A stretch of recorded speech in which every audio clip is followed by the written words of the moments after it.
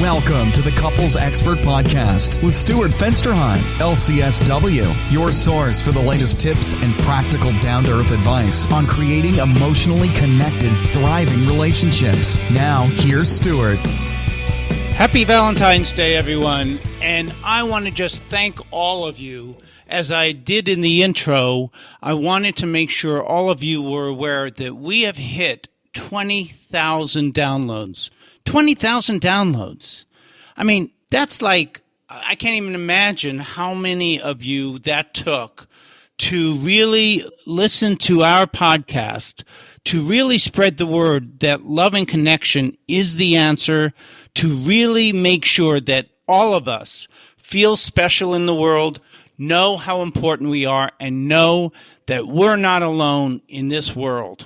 One of the things we know is that being alone in this world, you can really go insane. Loneliness, when you have a partner there lying next to you, there isn't anything more painful than that.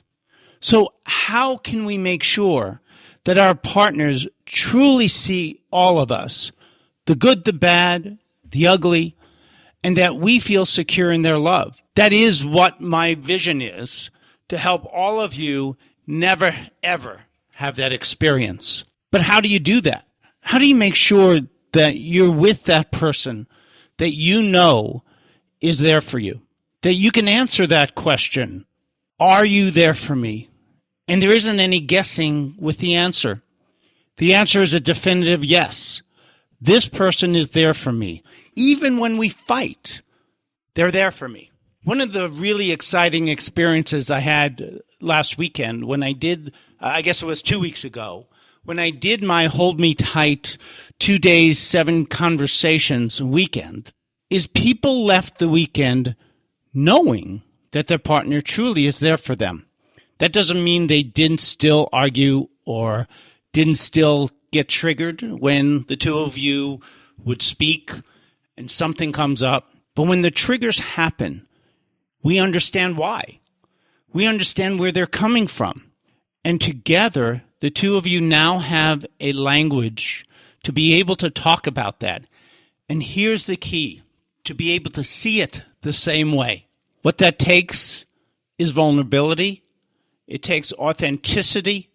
And it takes a genuineness of being who you are and knowing your partner loves you in spite of all the things that may be not exactly how they would like you to be at times.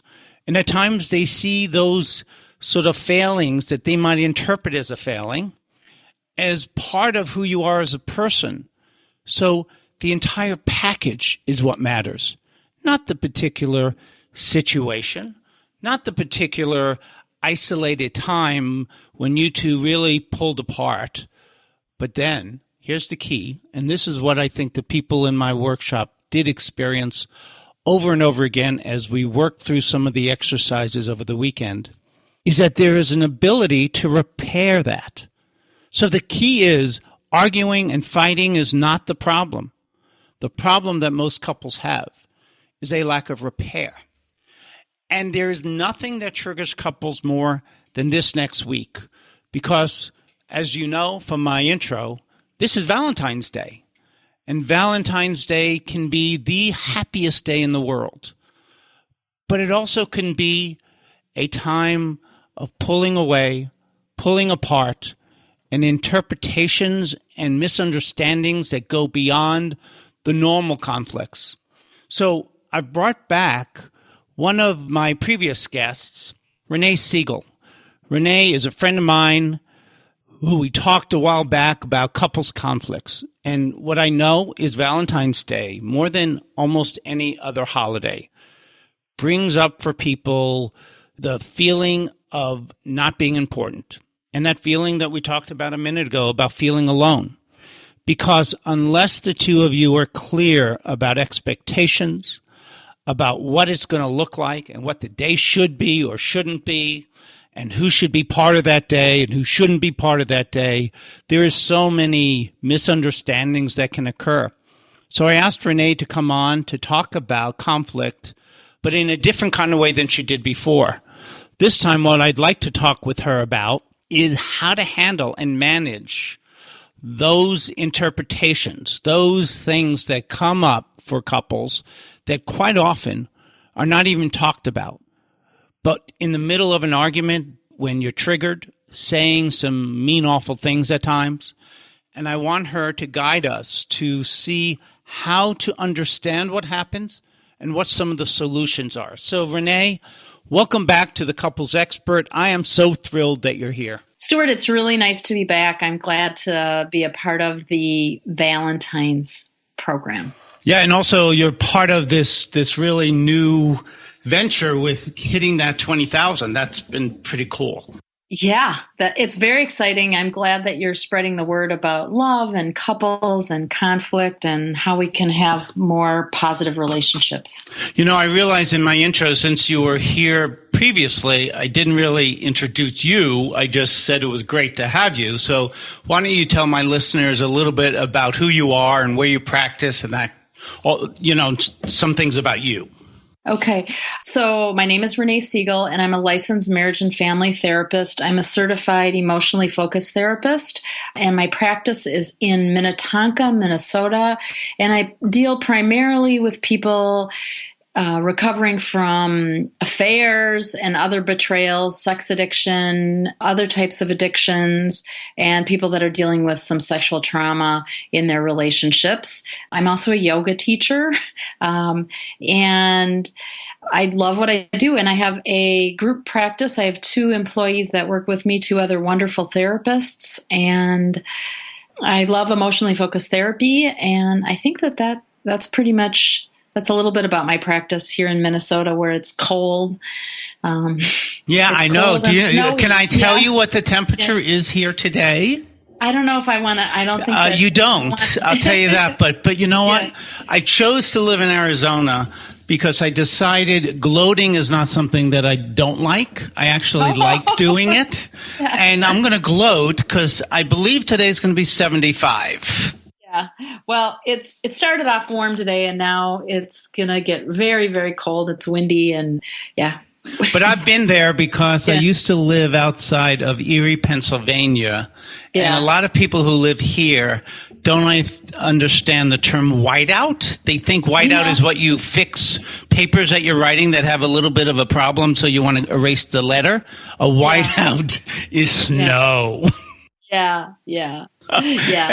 Anyway, Renee, I'm really thrilled to have you back here. And you know, when you were introducing yourself, one of the things that came up for me is, you know, I've done some work on an Indian reservation. And the city that you identify, how did you pronounce it? Minnetonka. Minnetonka. Is it a native word? It is, and I think it means something like laughing waters, or maybe that's Minnehaha. It's actually, maybe. It's Minnetonka. There's a big lake here, and I believe, it's a suburb of Minneapolis, but I don't know the origins of what Minnetonka is, but it's a huge lake here, which has lots of different channels, and people that are from Minnesota would know about Lake Minnetonka. It sounds very pretty and very It is beautiful, yeah. And one of the things that you mentioned, and I know you talked about it a little bit at our last podcast, about you being a yoga instructor, and it just sort of Minnetonka, EFT, yoga, spirituality, genuineness, just it all seems to go together. And the podcast that I recently had right before yours is a friend of mine who has a practice that he identifies as synergy. And the reason he talks about that is synergy is sort of all the parts fitting together. Isn't that what we do? It is. It is how everything all fits together. I think my yoga practice, and I have a meditation practice, I meditate every morning. That's what helps me be completely present to my couples. It's something that's really important to me. But people are people, and everybody has struggles, and it's just sort of being awake and being present to what's happening in the room and what's happening with me. So I think that my yoga practice and my my meditation practice helps me be present to others. And teaching yoga is a little bit the same, but I like to move, and I'm an active kind of person. So it helps me keep going. Right. And I think as you're talking about everything being aligned, aren't you? Mm-hmm. Yeah. And I think one of the places we need to be very aware of, which just sort of leads right into our topic for today, is what's happening in the world, what's happening in society, and what's happening on television, and the commercials, and the florists, and Valentine's Day is like all over now. Every commercial is about Valentine's Day. Candy, you walk through the malls, and you see all the Valentine's Day. And the hard thing is when you have all of those external influences on you, how to take control of what's happening for you from a trigger standpoint, isn't it? Mm-hmm. I think it's particularly hard, whether it's sort of a Hallmark holiday or not. It is the love holiday. So for people that are not in a relationship, it's incredibly painful for some of them that want to be in a relationship. And for those that are in some of these escalated couples that are in a relationship, a lot of times people end up getting let down. And a lot of the men, and this is what I've seen over the course of my practice, say it's a setup for failure.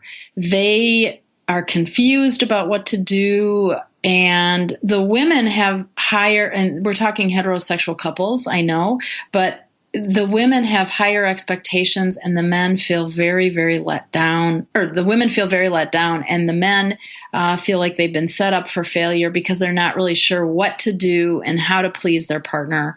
So I'm glad we're going to talk about this because I think that there are a few things that people can do as a preventative way, and then also what to do when you have let down your partner and how do we repair that. Right. And I think the other piece, because I want to have a much more, it felt a little bit negative as you were talking about the men's perspective about being set up. I think that that's true. I think there's clearly those thoughts and those feelings. But I also think there's another part, and I guess what I'm thinking is the men that truly want to be present, truly want to be there for their partners, the thing that I think comes up is feeling like you'll let your partner down. And that element, I think, is another element, not just being set up, because that sounds somewhat like you already triggered, but more, here I am. I want my wife or girlfriend to really feel like I'm there for them, because that's important. And how do I do that without taking some of the joy away from them? I'm relating to an experience that I had with my wife this past weekend. We were walking through Costco. And as we were walking through Costco, if some of you don't know, it's sort of this, like a Sam's Club. I don't know it's a warehouse. It's a discount warehouse. And basically they have a jewelry and a watch display as you walk in the door at least at ours. And she's wandering around the jewelry because she loves jewelry. And she's pointing to these diamonds that are, $250,000. And a watch, which is Rolex or Cartier. And it's sort of like I began to feel rather quickly like, number one, I haven't even begun truthfully to even think about what I'm going to get her. And number two, how am I going to, that's not really what we have agreed to do, that kind of expense. And so I turned to her and I said, okay, I need to be vulnerable. I teach this stuff. So I opened up and I said, I'm feeling sort of like I don't know what to do here. And I asked her what she would like for Valentine's Day. And what she said to me is she wants a orchid. That's what she wanted. And as we're walking through the store, they have orchids. And she picked one out and said, this is what I want you to get me for Valentine's Day. And I said, you're serious? Is that really what you want? And she said, this would make me the happiest of everything that you could get me. And number one, I had this sort of this attitude of, wow, I'm in good shape. But then there's another thing that came up on me, and this is going on a little bit, but I wanted to sort of ask you to speak on this, is the whole concept of, aren't I supposed to surprise her? Yeah. Aren't I supposed to do something that she doesn't know, that she didn't initiate it, and that it's going to cause her to not feel as loved?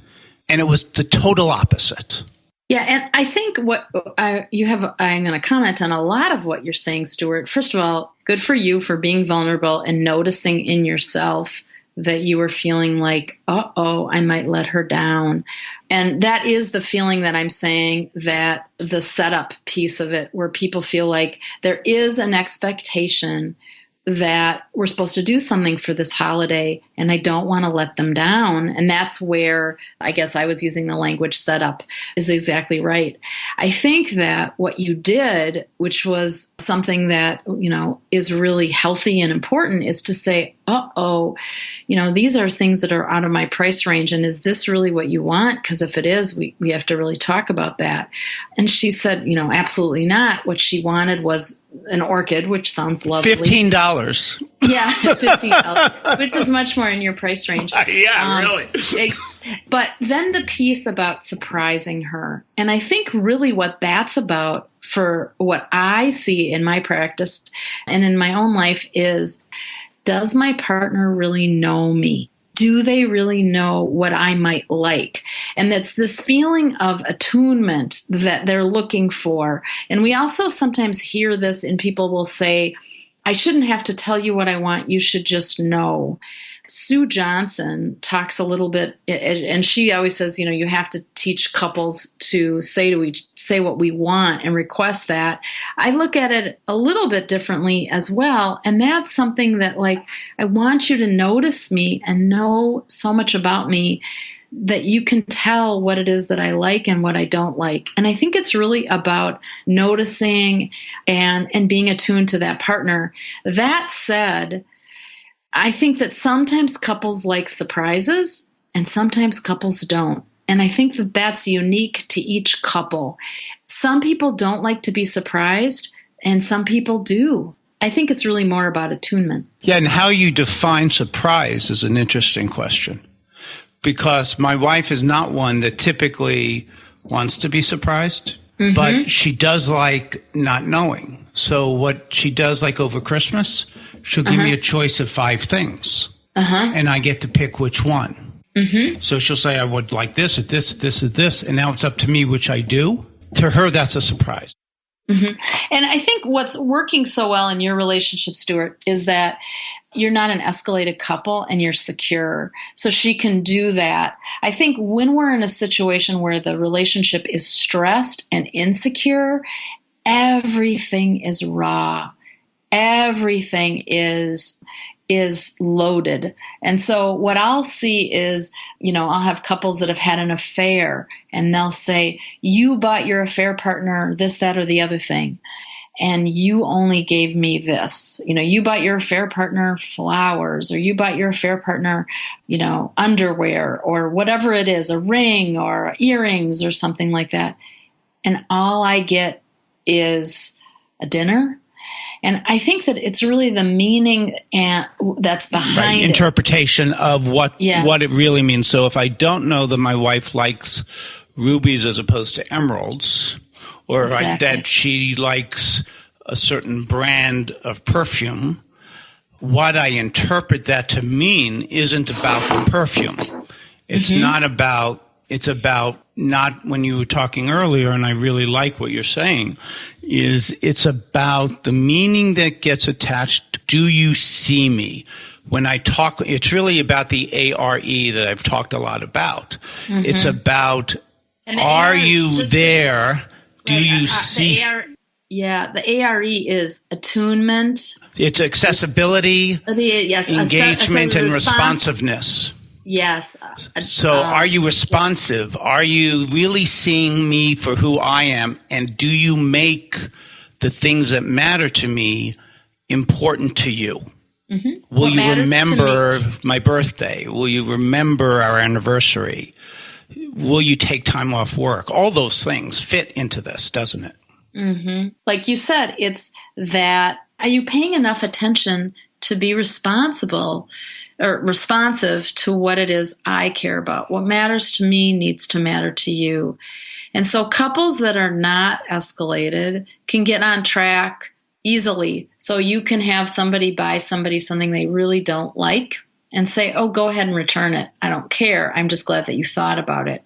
Or if you have an escalated couple, see, you don't even know that I like this thing, or you don't even know that I detest whatever it is that they got them because you're not really there for me. So that's how it ends up spinning out of control with people. Yeah, and I think there's a flip side to that too, which is, let's say you give your partners a gift, they don't really like it, so they exchange it for something that they do like without talking about that, and you come together to meet for dinner or whatever, and they're wearing something different than the item you gave them, and how you then interpret that.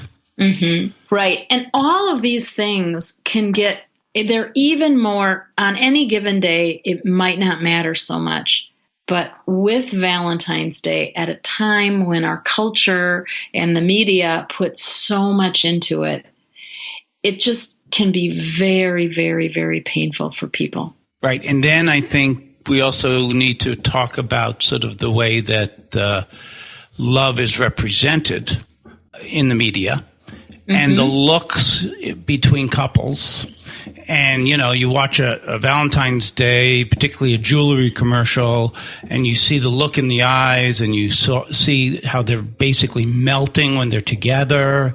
And if you don't have that kind of relationship where you feel any of that, what happens to you? Number one, if you're the person that tends to be more negative, but even, I think, more painful, is when you see the look in your partner's eyes and it doesn't feel loving. Mm-hmm. I think that, because the expectation is so high. Right. Given couples can feel very connected, and couples can, if you can be in a secure relationship where a couple can go through a time of distance, maybe you're distracted because you're dealing with a sick parent, or maybe you're distracted or pensive about work, and one or the other couple is just a little bit distant and they haven't had maybe that kind of connection. I think what we see in the media is something that is like so, not it is real. The media. So not real. It is the media, of course, or right. Even in some of these. They are trying to sell something. Exactly. And I think so some of these things, I think, you also make a really good point, Stuart. Jewelry, flowers, these are things that are more for women. And men also want to be thought of on Valentine's Day. And I also hear my men saying that I wanted something and she didn't really give me anything, and he might not have felt cared about, So I think it goes the other way too. For whatever reason, it feels, and as we were talking earlier, it does feel like it's a little bit more pressure on men to do something for women. Thank you, Renee Segal, for finally having the guts to stand up and say men have needs too. Of course they do. It's true. We don't talk enough about this.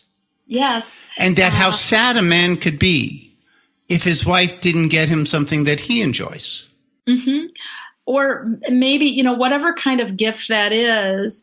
And it doesn't have to be necessarily a gift like a watch or a ring. I like the more active gifts, like vacations and things like that. To me, that's the better gift. Did you say vacations? Vacations. Or it's also like, it doesn't have to be that big. Yeah. Yeah. I have a client it's a woman who loves to have her feet rubbed. And so she gives, her husband gives her gift certificates. I'll rub your feet, that she can cash in or something like that. Or even, massages or spending time together, or, some of those kinds of things are also gifts. So we want to make sure that we're not thinking about it in terms of a physical thing. There's also emotional gifts, like writing somebody a note, somebody writing them a love letter, doing something like that. One of the best gifts I heard a client do with his wife was he put together a CD. He bought a $2 CD, went through his song list, and made her a CD of all the songs that he knew she loved. Oh, that's lovely. That was the entire Valentine's Day gift, and there was nothing more special to her than that. Mm-hmm. The other thing that I hear a lot about, and I sort of joke about with some of my clients, is about now with the internet, so many people are purchasing items online. And if you let your partner know that you didn't do it online in some subtle way, for most people that's much more meaningful because it's about there's time and energy that has gone into that. And that's part of what I think the joy of that other gift was she really knew he spent the time and thought about it. Mm-hmm. Well, and I think that is, as we talk about that, that's really what people are looking for is, as we said, that attunement, that it's like, you're thinking about me. I matter to you. And I think that view of how they view you matters so much to people. Like, who doesn't want to be thought of and matter to somebody else? And we need that so much from our partner. See, one of the things in my practice, at least, and it's probably a lot to do with where I practice in Scottsdale, I work with a lot of fairly wealthy people and CEOs, COOs, those types of folks. And they have all the money that they will ever need. So buying an expensive gift isn't a big deal. It's not going to take a lot of work. Half of them are letting their secretaries buy it for them. So if it's just a gift, a physical gift like that, it doesn't have much meaning to their partners because they know that stuff. It's when as you're saying, when you take the time, there's thought in there, there's energy, emotional energy in there. It's really something that's really personalized. That's what people need. Well, and I think exactly what you're saying, it could be a really expensive gift that the secretary bought, and that partner's going to know. He didn't put any thought into this, or she didn't put any thought into this. And then they end up in a situation where they're hurt.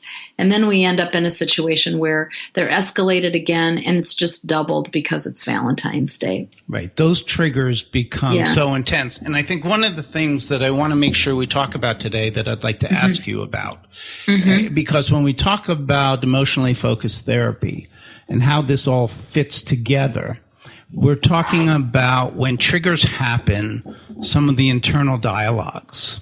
And one of the things that I've talked a lot about in terms of the cycles is, what we say to ourselves about our partner, what we say to ourselves about ourselves, and what we say about our relationship. Those interpretations, when you have a trigger that's prompted and the intensity, I think what you're really saying is the intensity is worse when it's something like a Valentine's Day.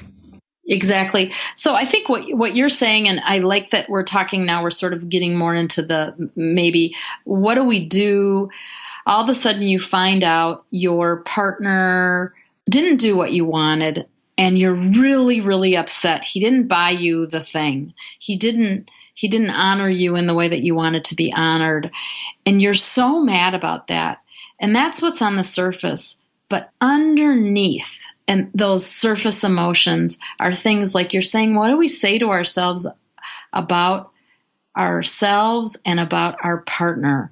And a lot of times what people are saying is, he doesn't care about me. He doesn't think of me. She doesn't, all she wants is a paycheck. Why I'm not special to her.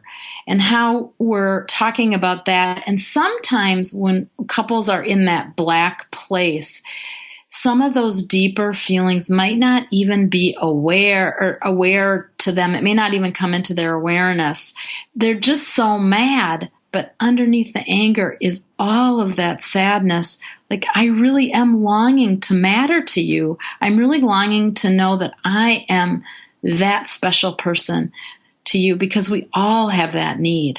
And that, I think the other piece that goes with that, and I appreciate everything that you're saying, it's just so right on, is, and if I'm someone that for relationships, they're incredibly important and they make me feel good in the world, do I make a difference in my partner's life, or are they okay just on their own?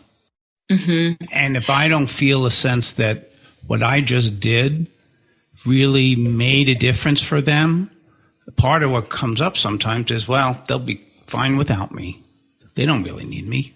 They don't care. They don't care because they can do it all on their own. They have money. Why would they need me in their world? Mm-hmm. I think that that's really something, and if we talk a little bit about men, I hear this a lot from men, that I don't think that if we're talking heterosexual relationships, like you're saying, you're people who are these high power executives, and if they've got a wife who seems like she's pretty competent and doing just fine, sometimes they can wonder, what is it that I do for her besides just bring home the paycheck? Why am I special to her? And they need that. I think we all need that. We all need to know what it is, our own special uniqueness, and how that touches our partners. It's just how we're wired. As Sue Johnson says, it's wired in that. Chemically, it's wired in. Yes, it is. It's like, you can think about your partner and it can calm you down, or it can make you feel worse if you're in an escalated position.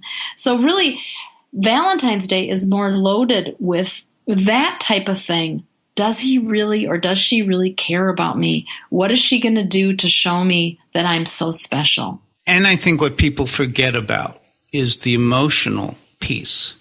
Mm-hmm. Is what people look for, is what matters. It isn't what you do. It isn't whether you make a lot of money. It's, do you touch a place in someone's heart that no one else touches? Right. And then when you're giving this gift, this Valentine's Day gift, are you saying, and like you're saying, if you spend a $15 orchid, for somebody like your wife, she's thrilled. For somebody else, they'll say, I don't like orchids. Right. Go ahead. Or that was easy. Or that was too easy. Or it doesn't seem like you're really thinking about me. It not just personal sort of matters. Enough, not, Mm-hmm. Right. It doesn't matter what it is. I think it's the message. And I think that's really the message that we want to send is, you matter to me, and you matter to me enough so that I'm going to think about you when you're not there. And I'm going to know you enough that I'm going to be able to give you something that will touch your heart. And then I think we have to make sure we talk about, Renee, and I'd like you to respond to, is, okay, so all of the things we're talking about, those sound real good. And I think we all need to pay attention to that. But now we have a situation where you're triggered. How, and the interpretations that we were just talking about, how do you then reconnect? Because we want to talk about that repair. Right. We talked a little bit about this in our last podcast, Stuart, and I think it's great that we're bringing it up. So let's say that for your listeners, let's say you're really disappointed with the gift that your partner gave you, and you're feeling a little sad, and you're feeling like they didn't notice you or something like that. If you can go to them and share that vulnerable feeling, you gave me this gift and I didn't feel like you cared about me. It didn't come across that way. And tell them about that feeling rather than the anger. Share that vulnerability with them. It's much easier then for that partner. The vulnerability pulls the vulnerability in the other partner, and you can have a real conversation rather than a conversation around, oh, you always do this. All you did is go to Target and you bought me chocolates, and that doesn't mean anything to me, and I don't like chocolate, or something like that. Instead of saying, you bought this and I feel like you didn't really care, and letting them know what's underneath and inside of you. And the flip side is the partner that then says, you always do this. You never like anything that I ever get you. I'm done. I'm not going to ever buy you another Valentine's Day gift again. So there. Yeah. There's that piece too that I think we have to respond to, really helping each other come in from a gentle point of view. Exactly. And so that person who said, I went to Target and I went in Minnesota in the snow and I went and I got this for you and I was thinking about you, for that partner to really access, yes, he disappointed her or she disappointed him. And to talk about, like, here it is again. I tried and somehow I didn't get it right and I feel badly about it. I feel like I hurt you. To talk about that rather than kind of get into that defensive response. And I think it's really about going into that vulnerable place where you feel like, maybe I'm failing or I don't know what to do, and that takes work to be able to kind of get present with yourself and say, I'm afraid. Like you did, Stuart, when you were at the store and you noticed she's looking at all of these fancy things. And you said, I'm feeling like I might not be able to do it. And you could communicate with her in a vulnerable way. Those things are way out of my price range, but is that really what you want? Yeah, and I so think the other piece that goes along with that is that if your partner is really upset, and you were talking about, saying you didn't think you really saw me, and didn't all those things, can you rise above the defensiveness and the sort of the automatic response to go, well, why are you doing that to me? And go, the only thing that matters is you being happy to me. And if I let you down, number one, it wasn't intentional. And number two, I really want to fix it for you. And I'm willing to do what I need to do. Let me go get you something else. Let me do something else. And not allow yourself to get into this mode that says, you don't care about me. Well, I think it's really a matter of accessing in yourself kind of those more vulnerable emotions. And let's face it, nobody likes to be vulnerable. It's hard to get there, and it's easier to judge another person. I had a friend this week that was talking about something where, she was her husband needed her to do something, and she was sort of waiting while he was doing it, and then their son called, and she started talking on the phone to her son, and her husband said, why did you put him on hold? I want to know that, you're there for me. And she was like, why does he need me so much? Well, of course he needs her. And when we started to talk about it, she felt like she wasn't valued. And she said to me, Renee, why can't I just be right? Why can't it be his fault? I love it. And we can all relate to that, can't we? Yeah. Why do I have to deal with my own feelings about this? Yeah. Let me just focus on. Yeah. And I think that's the other thing Sue Johnson talks a lot about is because as I was doing my weekend, I was, you watch the videos, and there was a part of it that came up for me that I, for some reason, missed. And it's such an important piece, which is the whole focus that a lot of people do is they go outside to the other person, as opposed to really focusing on you. And even in the exercises, it was that one with Arwen and Blair were talking, and he said he felt all this shame because he realized as he's doing this exercise, he's writing all these blameful comments about his wife. Right. And, the whole idea is getting in touch with your feelings, not focusing on what your partner's problems are. Well, it's really easy to say to your partner, you always do this. You're too needy. You're too this. You're too that. But really, if you stop and think about it, you're too needy in the other part, the partner that's saying that is saying, I can't meet your needs. I'm not meeting your needs. And so we really have to try to reorient ourselves back to us. Instead of blaming that other partner, reorient yourself back to your own self and say, okay, wait a minute. And what's going on for me inside? And it's work, and it takes a moment. So I think that a cue for people is if you notice you're starting to blame, stop. and say to yourself, okay, wait a minute, what's Just going stop. on? Well, what's going on inside of me? I mean, that's a way to say. No, that is the way. Yeah, like what's going on inside of me, and where is it that I feel like I'm inadequate here? That's something that's going on. It's so easy to blame somebody else. You always, you never, all of those kinds of things. But I think you're saying like Arwen and Blair, like, wait a minute, what's going on? Why did I do that? Why was it more important for me to come up with what my partner did wrong than really saying, how can I take control of what I feel to make it all right? Well, and I don't even know about it's taking control, because I think it's not necessarily taking control. It's communicating those vulnerable feelings, communicating to their partner exactly what you did with your wife, Stuart, when you said, wait a minute, I'm feeling like you're wanting that and I can't do that for you. Is that okay? And for her, like, I think that vulnerability pulls vulnerability. We have the mirror neurons. And so when we're vulnerable with our partner, they're vulnerable with us. And then you can have a real conversation. I think the reason I said control there wasn't so much about, because I think sometimes people get caught up in the controlling the other. Yeah. What I was talking about is controlling your own emotions. Is that we have to, when the automatic impulse, and we've all been conditioned to do this, to sort of, our society is conditioned to blame other people, to just find blame. Where's the fault? And if I know whose fault it is, then I don't have to worry about it. And I think we have to because impulsively, we all do that. That's just who we are as mammals, I think. If we can then take control of our natural instinct to blame.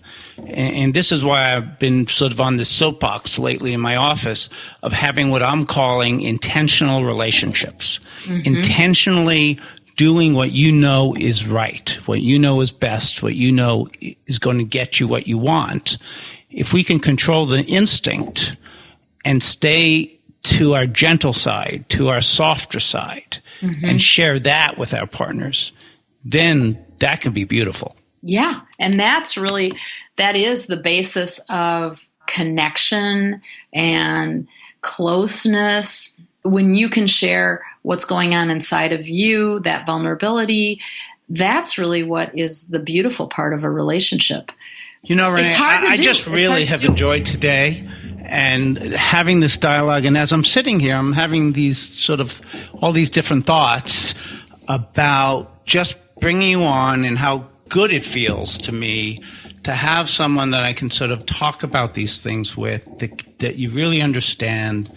And I think your clients who you see in the couples, with all the tragedy that we deal with as couples counselors and all the sadness and all the aching pain that we have, to have someone that they can really, when you talk about attunement, and I was going to ask you this earlier and I'll just do it myself, is for some people who've been listening may not understand that term. It really is about tuning in to our partners and understanding. It's really sort of an empathy type of concept, right? Wouldn't you agree with sort of that? Well, no, I wouldn't say empathy. I would say more as you understand and you're really in touch with where they're at.